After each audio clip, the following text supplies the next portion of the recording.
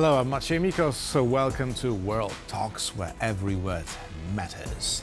The High Representative for Foreign Affairs and Security Policy, Josep Borrell, has announced that the European Union is close to reaching an agreement on a mechanism allowing to bypass Hungary's veto on the European Peace Facility.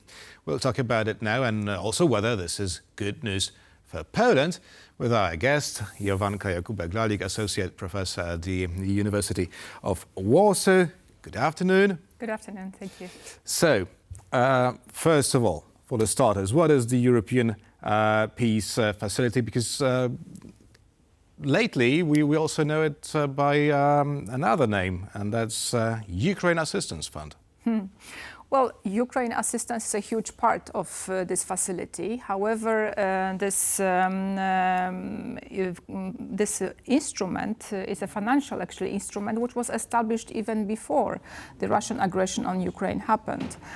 So it is a fund which is an instrument for the European Union's common foreign and security policy, which is supposed to assist both in terms of military assistance, but also peacekeeping missions of the European Union.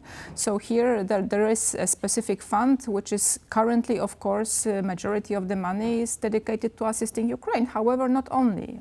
So there are also some other missions around the world happening with the assistance of this fund. Absolutely, but understandably, the focus is now on Ukraine. And so we have Hungary. Hungary, yet again, blocking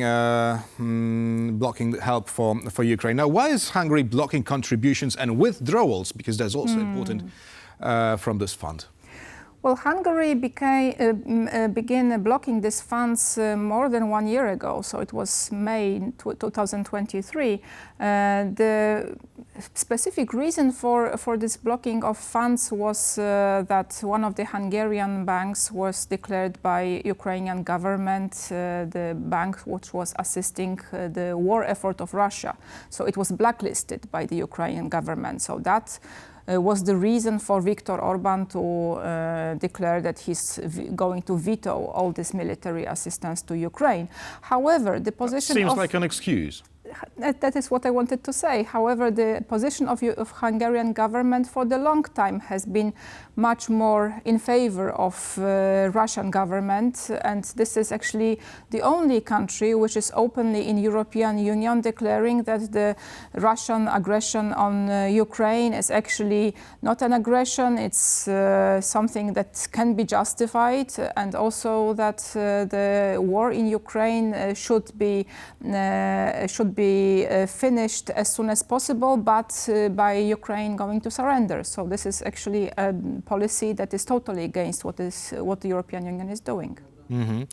And now we have this proposed solution by Josep Borrell to bypass the Hungarian veto. How exactly? I'm afraid that speaking about bypassing Hungarian veto is too strong, because actually there is nothing legally that can be done to force one of the governments of the European Union to work in favor of some solution. So there is still the veto power, especially in terms of common foreign and security policy, that every government can use. So the design of the tool that Josep Borrell is mentioning is actually changing the mechanism from the mandatory to the voluntary, which means that the countries will not be part of the mandatory mechanism, so their contributions will not be mandatory but will be voluntary. That should be acceptable for the Hungarian government, so the Hungarian government would not veto this kind of solution. However, on the other hand, it could provoke a lot of other negative consequences, especially for the future. If we change this kind of contributions from compulsory to voluntary, precisely, some other governments also could use this excuse to withdraw the funding. And again, that would be a problematic aspect of this kind of assistance in the future. And as we see the far right influence growing in Europe lately, this could prove very problematic for Hungary and for the European help for the war-torn country. So you said that Hungary will probably accept such a solution. So yet again, Budapest will say sit on a fence, right? Well, on one hand opposing it, but then on the other not blocking it either, right? I think this is the last resort solution, actually, because still there are ongoing efforts to try to convince Viktor Orban to change his position. But for so many months, these efforts have not been successful that I think that there is growing frustration among the EU leadership about what can be done, because I mean the funding cannot be withdrawn or withheld from Ukraine for much longer, and also in the specific situation that we are now.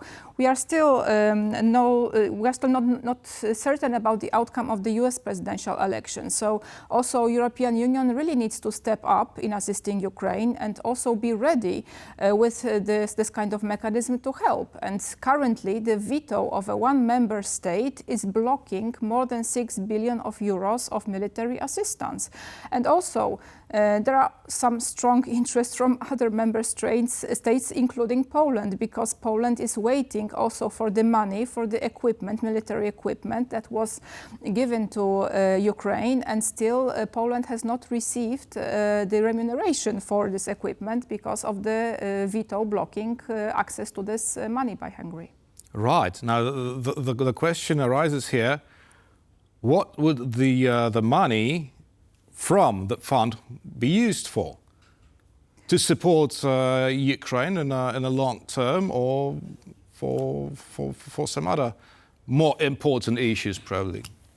Well, for sure, the primary goal, the primary objective of this fund is currently to support the military effort of Ukraine to deter Russian aggression and to help Ukraine win this war.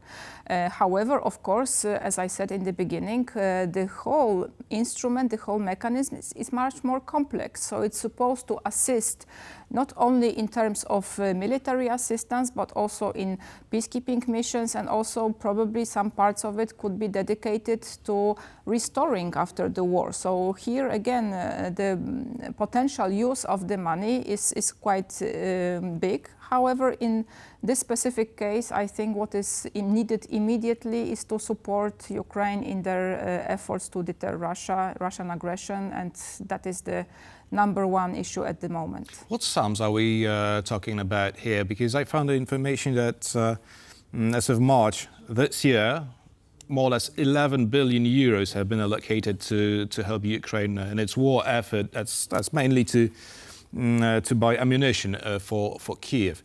Now, you said that the future is very much uncertain given the upcoming presidential election in the US. But realistically speaking, can EU replace the financial help, the military help from the US?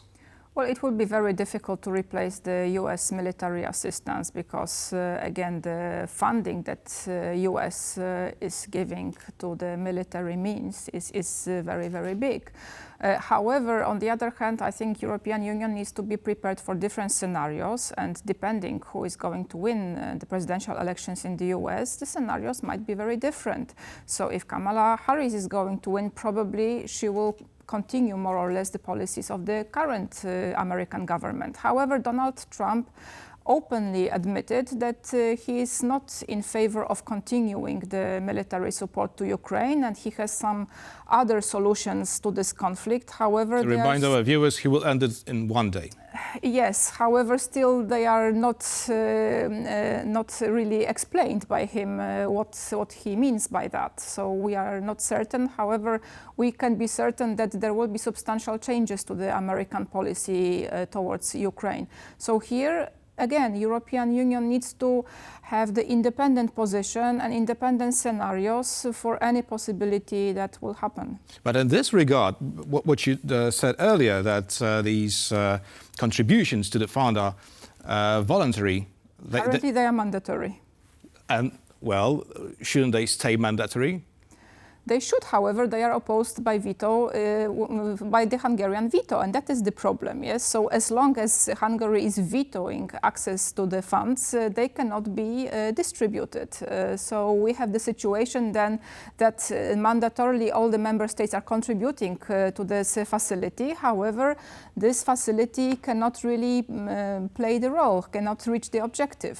So this is the problem, and this is why European Union leaders currently are looking for the solutions. And with the frustration of so many months of trying to politically pressurize the Hungarian government without any effect, currently this kind of, let's say, desperate solution is sought. But to what extent it will work in the future, I'm not sure. Now we have just Hungary opposing it, but do you see any more countries joining the let's say, Hungarian bloc?